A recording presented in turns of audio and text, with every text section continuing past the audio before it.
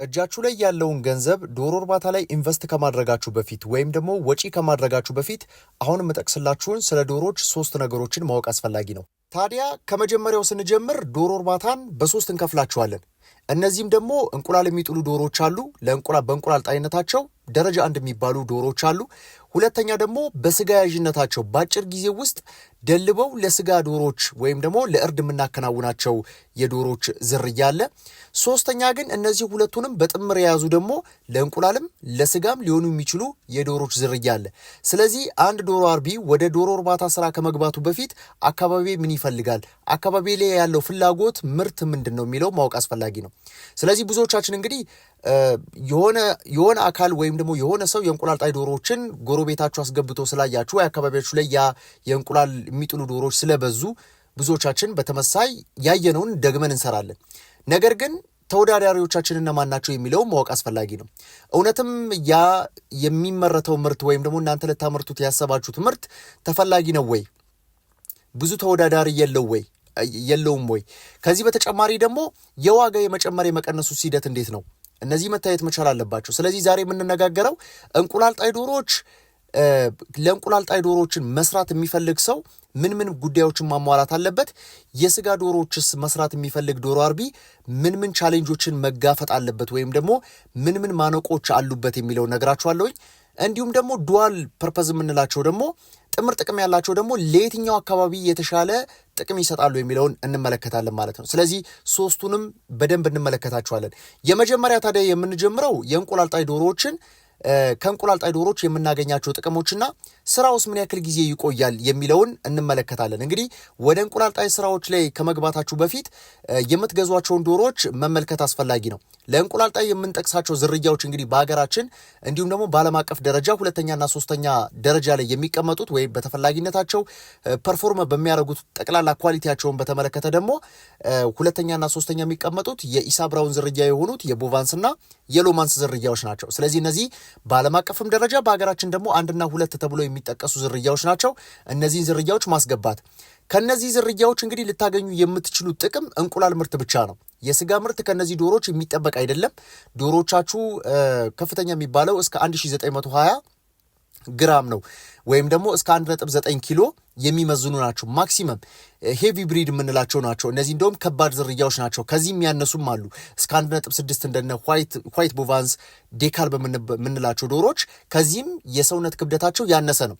እርግጥም የሰውነት ክብደታቸው ማነሱ ፕሮዳክቲቪቲን የሚጨምር ነው ወይም ደግሞ የእንቁላል ምርት ላይ ከፍተኛ የሆነ አስተዋጽኦ አለው።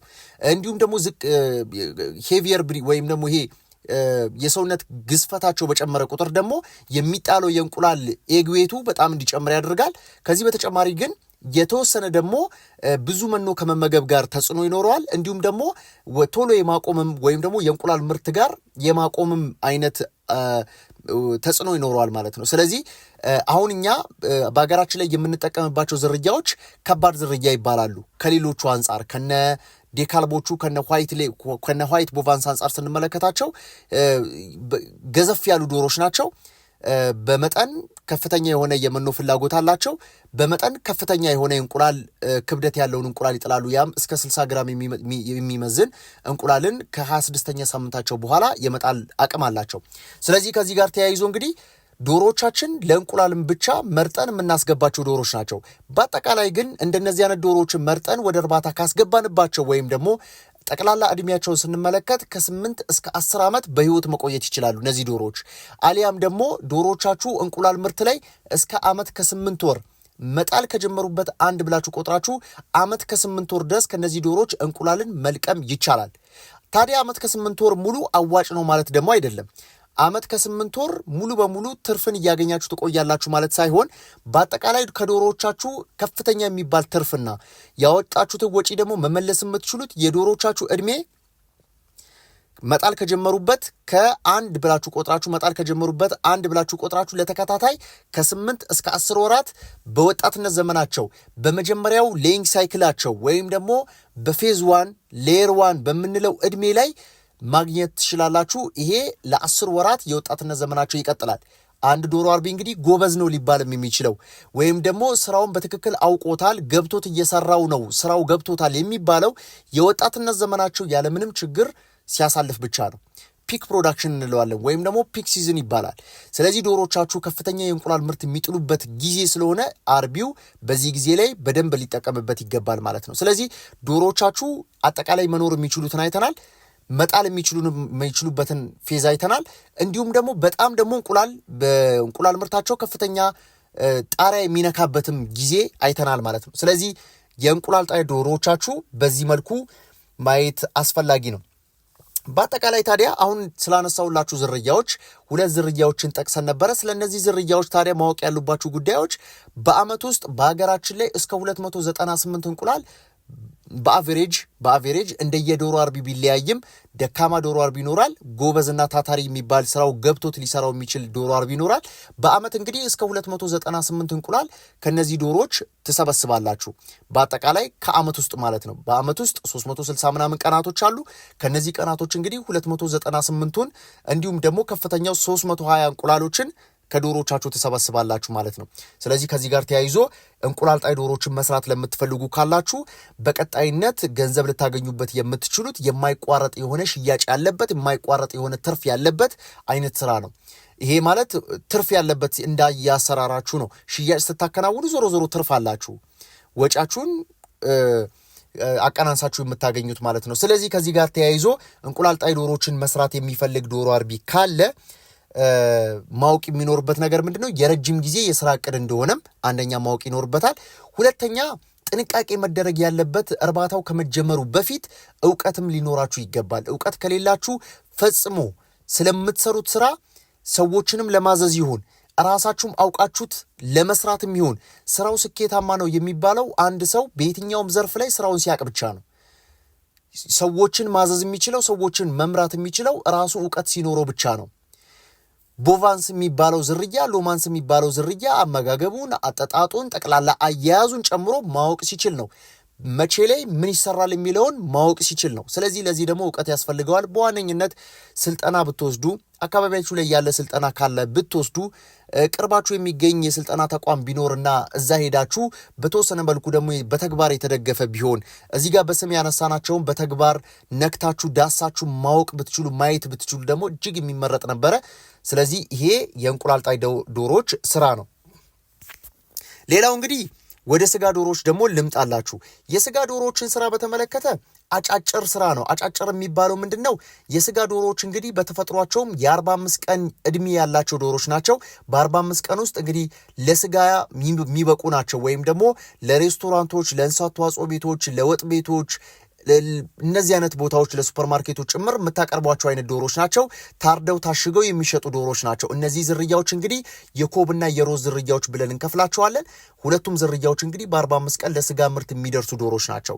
እዚህ ጋር ግን እንግዲህ ልብ ማለት ያለባችሁ ስራ ምንድነው? የስጋ ዶሮዎችን ብዙ ጊዜ ስናስብ ሁላችንም ጭንቅላት ውስጥ የሚመጣው በዓልን ጠብቀን የግድ መስራት አለብን የሚለው ጥያቄ ነው። ስለዚህ በዓልን ጠብቀን ልንሰራው የምንችለው ሶስተኛው ዝርያ ላይ ጠቅስላችኋለሁኝ።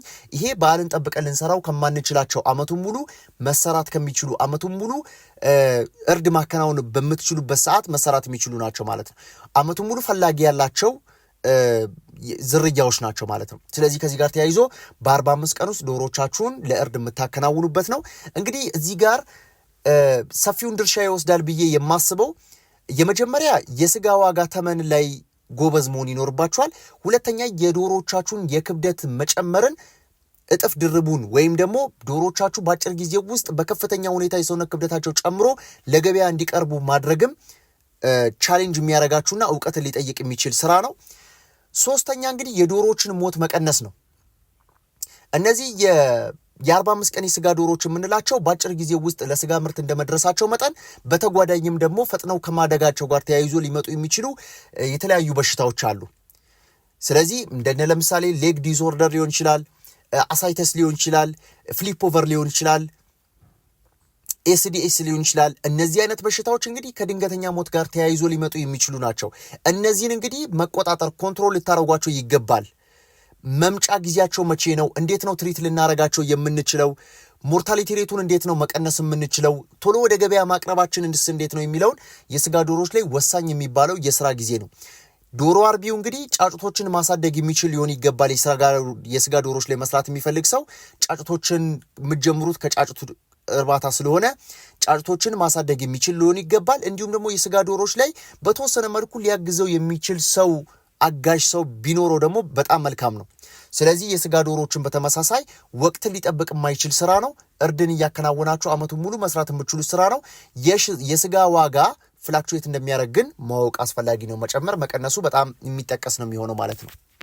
ሌላኛው በመጨረሻ ደረጃ እንግዲህ የምነግራችሁ ነገር ምንድነው ለባክያርድ የሚሆኑ ወይም ደግሞ እንደዚህ ለልቅ አረባብ የሚሆኑ በቤታችሁ 100ም 200ም 300ም ዶሮዎችን ይዛችሁ በግቢያችሁ ውስጥ ለቃችሁ ማርባት ለምትፈልጉ በማናፋሻ ውስጥ መያዝ ለምትፈልጉ ደግሞ ሳሶቴ 51 የምንለው ዝርያ ተጠቃሽ ነው።